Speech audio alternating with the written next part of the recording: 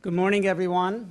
I'm Vali Nasser, the Dean of Johns Hopkins University School of Advanced International Studies, and it's our honor to welcome Senator Bernie Sanders to SAIS today. Senator Sanders is a prominent voice for equity, justice, and a progressive foreign policy. Senator Sanders was elected as an independent to the U.S. Senate in 2006 after serving for 16 years as Vermont's sole congressman in the House of Representatives. He is currently serving his second term in the U.S. Senate after winning re-election in 2012. In Congress, Senator Sanders is known as a practical and successful legislator, having fought tirelessly for working families by tackling the difficult issue of growing income inequality in the United States. His foreign policy agenda prioritizes diplomacy over unilateral military action. He believes America should use its global influence to promote fair trade, address climate change, provide humanitarian relief and economic assistance, and defend the rule of law and promote human rights. As chairman of the Senate's Committee on Veteran Affairs, Senator Sanders has worked across the aisle to bridge Washington's partisan divide and brokered many significant deals. And finally, as a former candidate for president in the 2016 election, he galvanized the national conversation among American voters on the need to overhaul the social welfare system in the United States. The span and breadth of his career serve as an example to all of us who are interested in making a difference in the world. Senator Sanders, it's our privilege to host you. Please join me at the stage at this time. Thank you.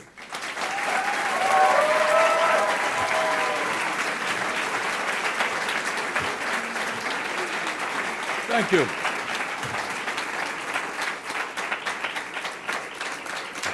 Thank you. Thank you all very much for coming out this morning. And Dean Nasser, thank you very much for your kind introduction. And Johns Hopkins University, thanks very much for allowing me to be with you today. As I think all of you know, in the United States, politicians and the media pay a whole lot of attention to issues impacting our economy, healthcare, education, environment, criminal justice, immigration, and as we have recently seen, Supreme Court nominees. And all of these issues are obviously of enormous import.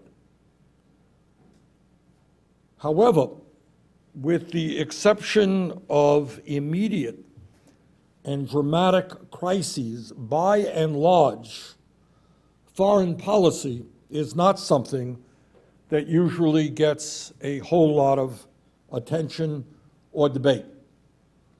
In fact, there are some political analysts who have suggested that by and large, in terms of foreign policy, unlike domestic policy, in terms of foreign policy, we have a one-party foreign policy where the basic elements of our approach toward global affairs are not often debated or, in fact, challenged. In our country today, we are spending about $700 billion a year on the military, more than the next 10 nations combined, and many of those nations are our allies. We have been at war in Afghanistan for 17 years, been at war in Iraq for 15 years. We are currently involved militarily in Yemen, where a humanitarian crisis is taking place, a war, just to mention, that was not authorized by the United States Congress. Meanwhile, in the midst of massive military spending, in the midst of a war that was not authorized, 30 million people in our country have no health insurance. Tens of millions of people are living in dire poverty. We have an infrastructure of roads and bridges and water systems that are collapsing, and hundreds of thousands of bright young people in Vermont and throughout this country are unable to afford to go to college. Seems to me that the time is long overdue, not only for a serious discussion about our foreign policy, but about our national priorities in general. Today, I want to touch upon one trend, just one trend in global affairs that in this country at least gets far too little attention. And that is that there is currently a struggle of enormous consequence taking place in the United States and throughout the world. In it, we see two competing visions for the future. On one hand, we see a growing worldwide movement toward authoritarianism, toward oligarchy, and kleptocracy. On the other hand, we see a growing movement toward strengthening democracy, toward respecting diversity, toward fighting for egalitarianism and for economic, social, racial, and environmental justice. This struggle has consequences for the entire future of the planet, economically, socially, and when we speak about climate change, environmentally. In terms of the global economy, I ask you to take a look with me where we are today in terms of the global economy. Today, we see massive and growing income and wealth inequality, where the world's top 1% now owns more wealth than the bottom 99%. 1%, 99%. Where a small number of huge Wall Street and international financial institutions exert enormous impact over the lives of billions of people in countries throughout the world. Further and importantly, many people in industrialized countries are questioning whether democracy can actually deliver for them. They look at their lives, they look at what is going on in their families, and they find themselves working longer hours for lower wages than they used to. They're falling further and further behind economically. In countries around the world, certainly in the United States, they see big money, billionaires buying elections, and they see a political and economic elite growing wealthier, even as their own children's future grow dimmer. In fact, in the United States, for the first time in the modern history of our country, our younger generation stands a good chance of having a lower standard of living than their parents. In these countries, we often have political leaders who exploit these fears of economic insecurity by amplifying resentments, stoking intolerance, and fanning ethnic and racial hatreds among those people who are struggling. We see this very clearly in our own country, where it is coming from the highest level of our government. But it should be clear by now that Donald Trump and the right-wing movement that supports him is not a phenomenon unique to the United States. All around the world, in Europe, in Russia, in the Middle East, in Asia, Latin America, and elsewhere, we are seeing movements led by demagogues who exploit people's fears, prejudices, and grievances to gain and hold on to power.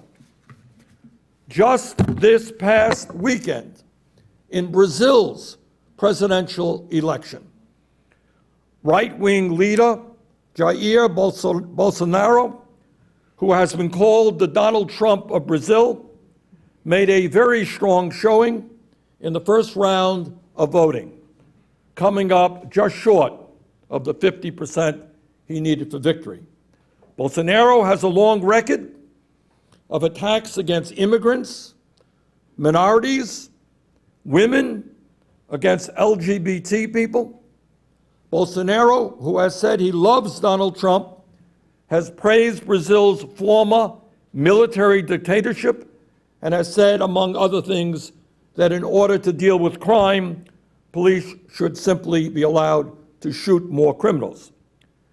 This is the person who may soon lead the world's 5th most populous country and its 9th largest economy. Meanwhile, at the same time, Brazil's most popular politician, former President Lula da Silva, is imprisoned on highly questionable charges and prevented from running again despite polls that showed that he was in first place. Bolsonaro in Brazil is one example. There are others which I will discuss. But I think it's important that we understand that what we are seeing now in the world is the rise of a new authoritarian axis.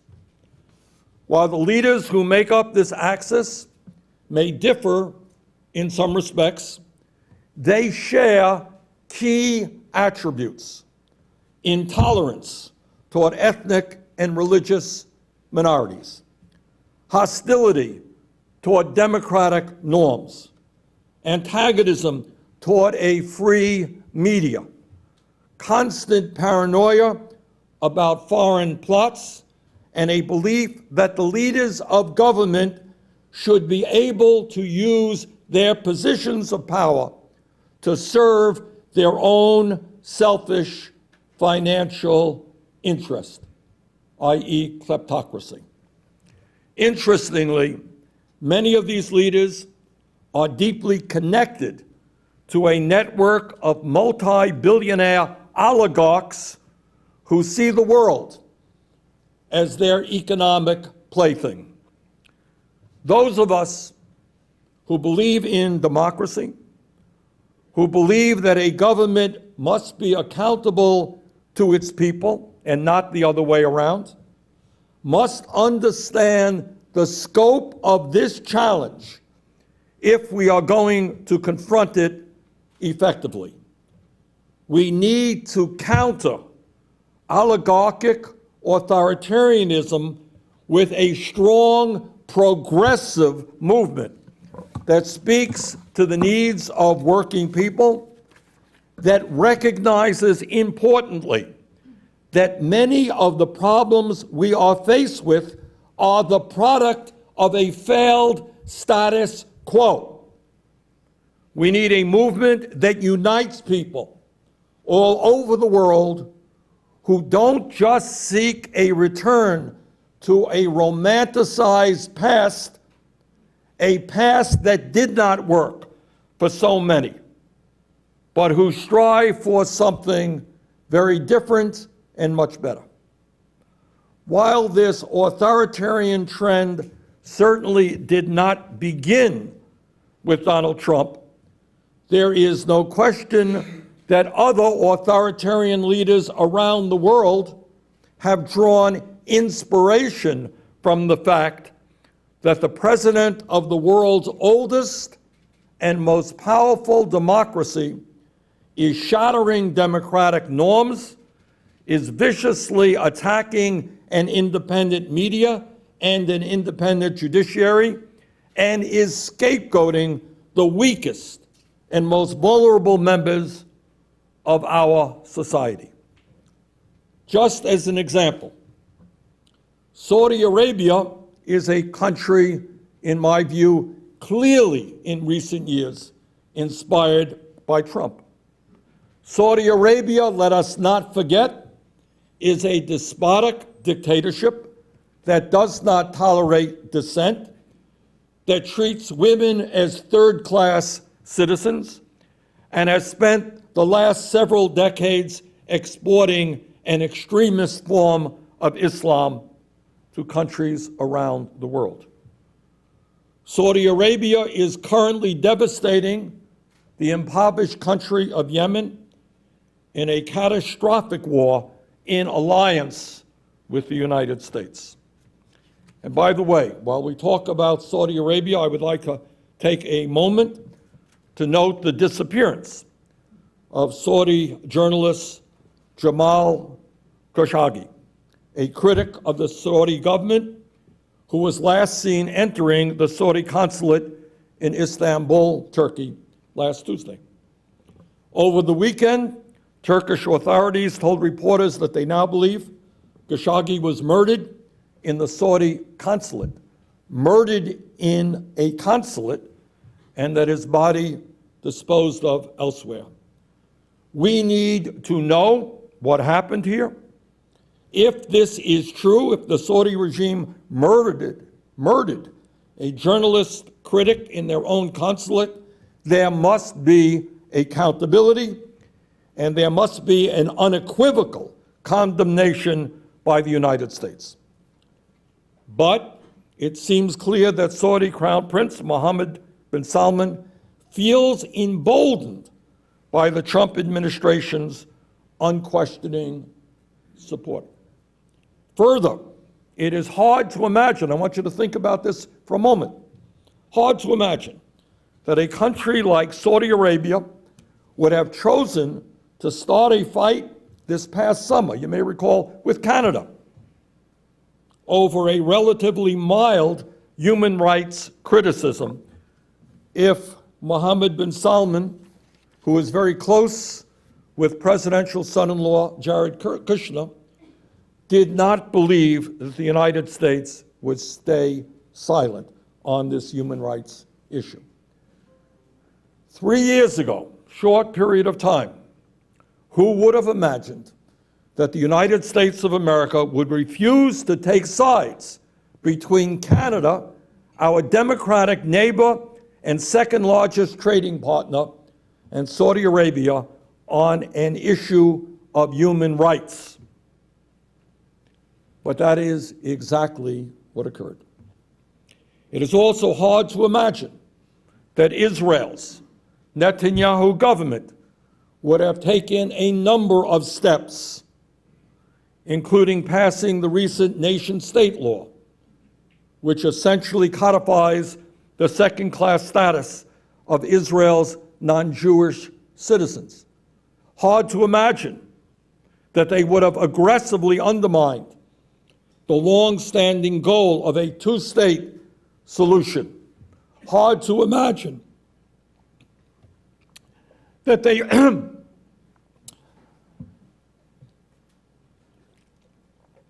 hard to imagine that they would continue to ignore the horrific economic crisis that exists in Gaza if they were not confident that Trump would continue to support them. And then there is Trump's very cozy relationships with Russian President Vladimir Putin, whose intervention in our 2016 presidential election Trump still fails to acknowledge.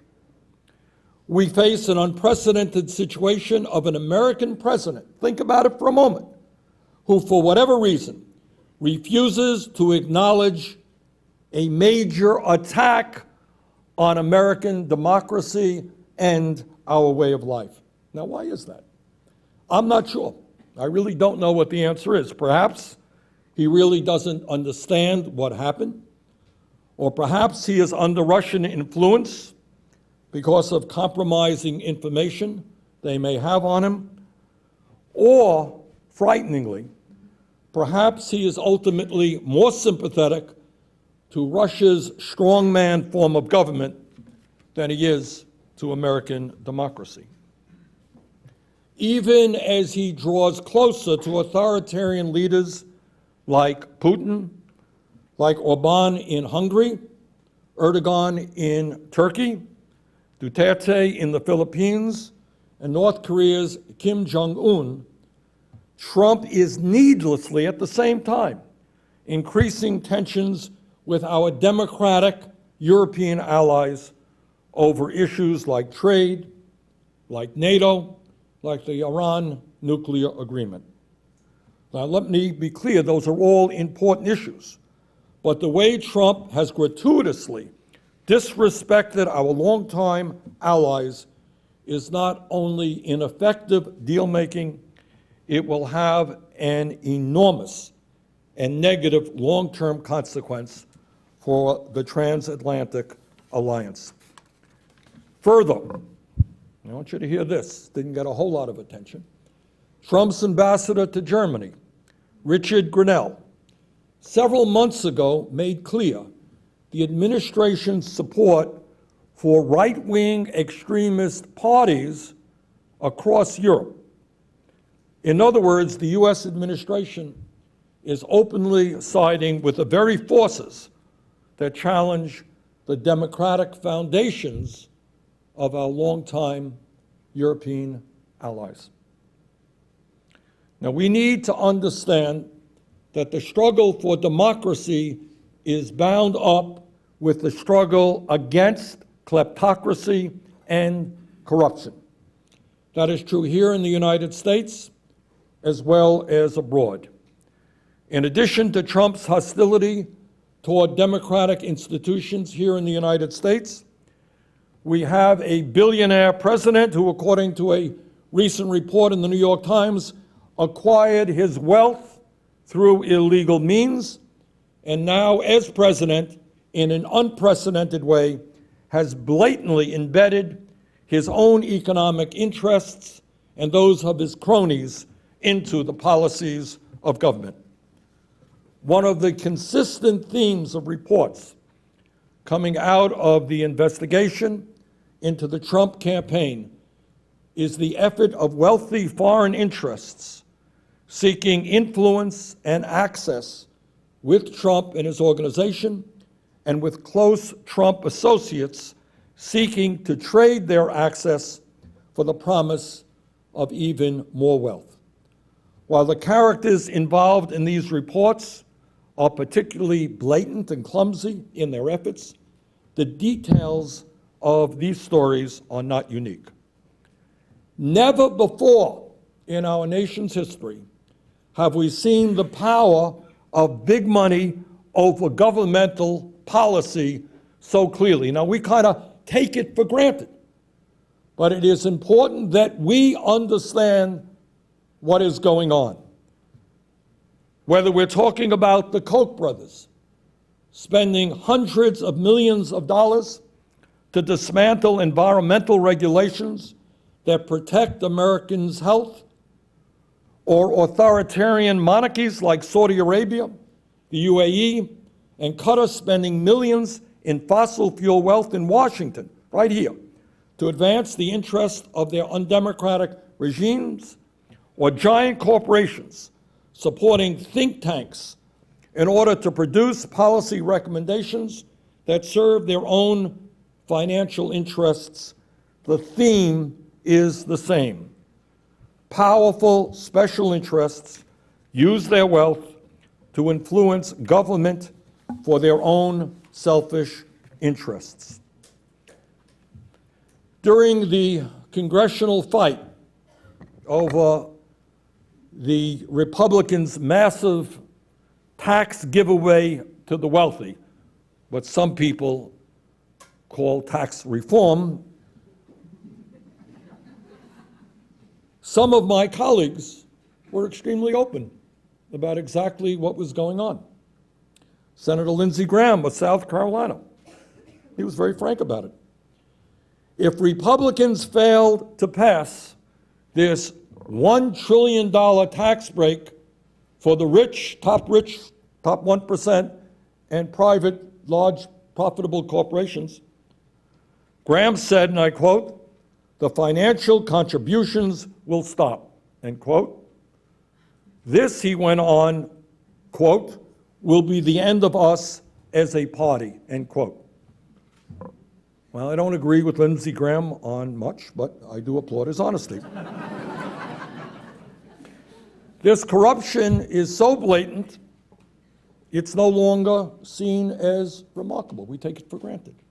Just the other day, the lead sentence in a New York Times story about Republican megadonor Sheldon Adelson was this, quote, this is Sheldon Adelson, contributes huge amounts of money to the Republican Party. Quote, "The return on investment for many of the Republican Party's biggest political patrons has been less than impressive this year," end quote. It's not talking about his investment in Amazon or General Electric. That was his investment in the Republican Party. Return on investment less than impressive this year. The idea that political donors expect a specific policy result in exchange for their campaign contributions, a quid pro quo, is the definition of corruption. It is right now absolutely out there in the open. It is no longer even seen as scandalous. It is something that we take for granted. This sort of corruption is common among authoritarian regimes. In Russia, it is impossible to tell where the decisions of government end and the interests of Putin and his circle of multi-billionaire oligarchs begin. They operate as one unit. Similarly, in Saudi Arabia, there is no debate about separation because the natural resources of the state, valued at trillions of dollars, belong to the Saudi royal family. In Hungary, far-right authoritarian nationalist leader Viktor Orban models himself after Putin in Russia, saying in a January interview that, quote, "Putin has made his country great again." Like Putin, Orban has risen to power by exploiting paranoia and intolerance of minorities, including outrageous anti-Semitic attacks on George Soros, but at the same time has managed to enrich his political allies and himself. Kleptocracy in action. In February, the Corruption Perception Index, compiled by Transparency International, ranked Hungary as the second most corrupt EU country. We must understand that these authoritarians are part of a common front, an international common front. They are in close contact with each other, share tactics, and, as in the case of European and American right-wing movements, even share some of the same funders.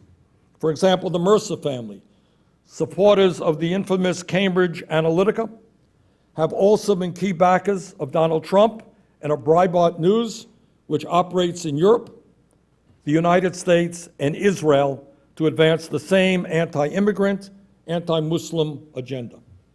Sheldon Adelson gives generously to the Republican Party and right-wing causes in both the United States and Israel, promoting a shared agenda of intolerance and bigotry in both countries.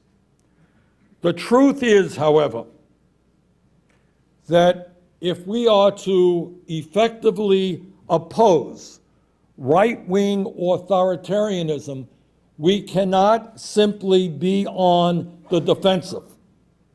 We need to be proactive and understand that just defending the failed status quo, just wanting to go back to the way it used to be, is not good enough. In fact, we need to recognize that the challenges we face today are a product of the status quo. What do I mean by that? Here in the United States, in the UK, in France, and many other countries around the world, people are working longer hours for stagnating wages. They are going nowhere in a hurry, and they are not happy about that reality. So our job is not to simply accept the status quo, not to accept massive levels of income and wealth inequality, where the top 1% of the world's population owns half the planet's wealth, while the bottom 70% of working age population account for less than 3% of global wealth. It is not to accept a declining standard of living for many workers around the world, nor to accept a reality of 1.4 billion people today living in extreme poverty, where children in country after country today are dying from easily preventable illnesses. Our job is to fight for a future in which public policy and new technology and new innovation work to benefit all of the people, not just the elite few. Our job is to support governments around the world that will end the absurdity of the rich and multinational corporations stashing over $21 trillion into offshore bank accounts, Cayman Islands and elsewhere, to avoid paying their fair share of taxes. $21 trillion stashed in tax havens around the world. And meanwhile, the respective governments go before their people and say, we don't have enough money and we need to impose an austerity budget on you. Our job is to rally the entire planet to stand up to the fossil fuel industry, which continues to make huge profits while their carbon emissions destroy the planet for our children, our grandchildren, and future generations. The scientific community is virtually unanimous in telling us that climate change is real, climate change is caused by human activity, and climate change is already causing devastating harm in the United States and throughout the world. Further, what the scientists tell us is if we do not act boldly to address the climate crisis, this planet will see more drought, more floods, more extreme weather disturbances, more acidification of the oceans, more rising sea levels, and as a result of mass migrations, there will be more threats to global stability and security.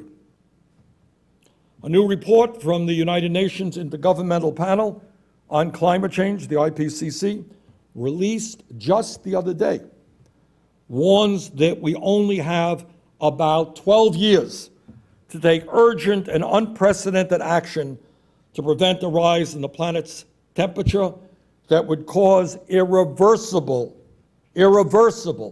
damage. The threat of climate change is a very clear example of where American leadership can make a difference in the world.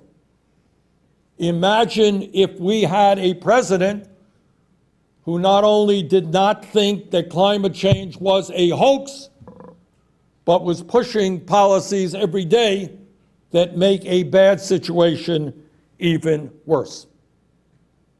The truth is that Europe cannot address climate change by itself, although some of the countries there are doing a very good job in trying to transform their energy systems. China can't do it alone, although they are making some important efforts. And the United States can't do it alone. This is a crisis that calls out for strong international cooperation if we are to leave this planet in a way that is healthy and habitable for future generations. In the struggle to preserve and expand democracy, our job is to fight back against the coordinated effort, strongly supported by the president and funded by oligarchs like the Koch brothers, to make it harder for American citizens to vote. So not only in the struggle for democracy here do we have to take on a corrupt campaign finance system, we have to take on a very coordinated effort in voter suppression, which is making it harder for poor people and people of color to vote. Our job is to push for trade policies that don't just benefit multinational corporations and hurt working people throughout the world as they are written out of public view. Our job is to fight back against brutal immigration policies that will require separating migrant families when they are detained at the border and require children to be put in cages. Our job is to make sure that we commit more resources to taking care of people than we do on weapons designed to kill them.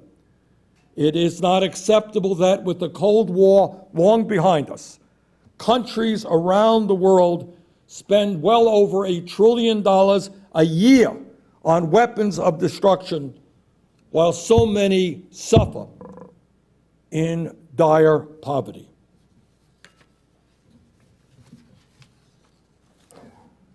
Let us remember what President Dwight D. Eisenhower said. And please remember that Dwight D. Eisenhower, hard to believe, was not a radical socialist, he was a Republican.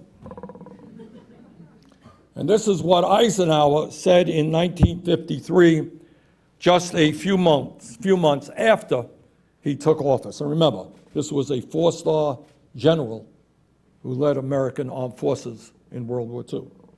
Let us never forget what he said, quote, "Every gun that is made, every warship launched, every rocket fired signifies in the final sense a theft from those who hunger and are not fed, those who are cold and are not clothed. This world in arms is not spending money alone. It is spending the sweat of its laborers, the genius of its scientists, the hopes of its children," end quote.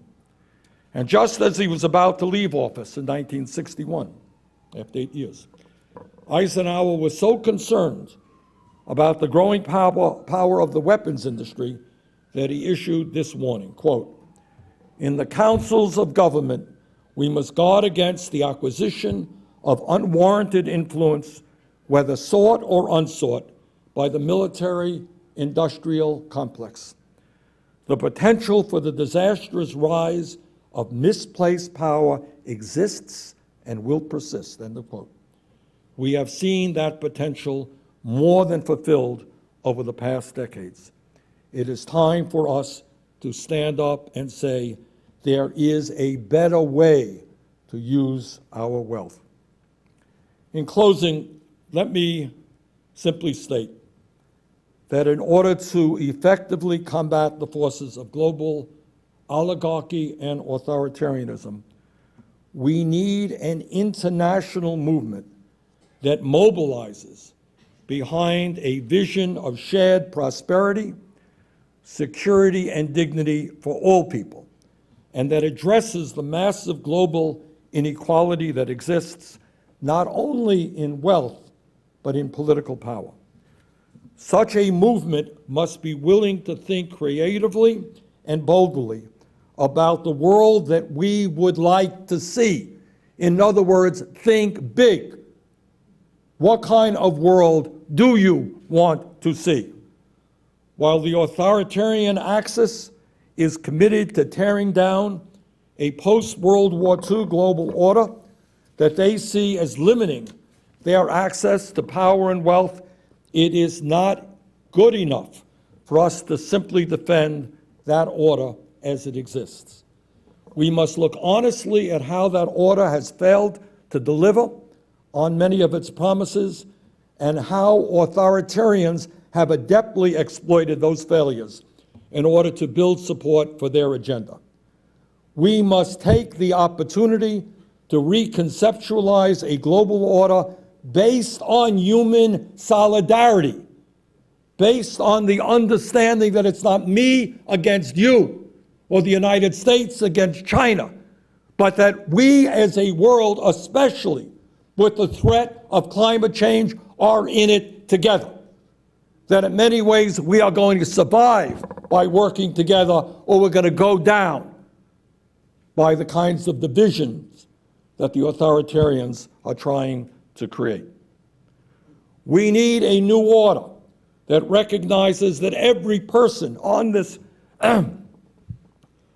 planet shares a common humanity, that we all want our children to grow up healthy, to have a good education, to have decent jobs, to drink clean water, to breathe clean air, and to live in peace. Our job is to reach out to those in every corner of the world who share these values and who are fighting with us for a better world. Authoritarians seek power by promoting division and hatred. We will promote unity, inclusion, and love. In time of exploding wealth and technology, we have on this planet the potential to create a decent life for all people.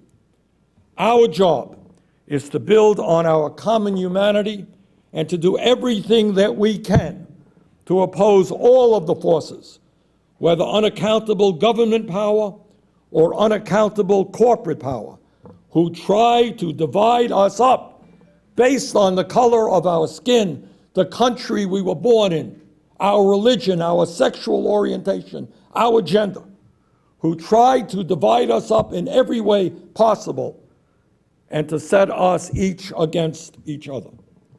We know that those forces are working today across national borders. We must do the same and create an international progressive community that stands for social, economic, racial, and religious justice for all. Thank you very much.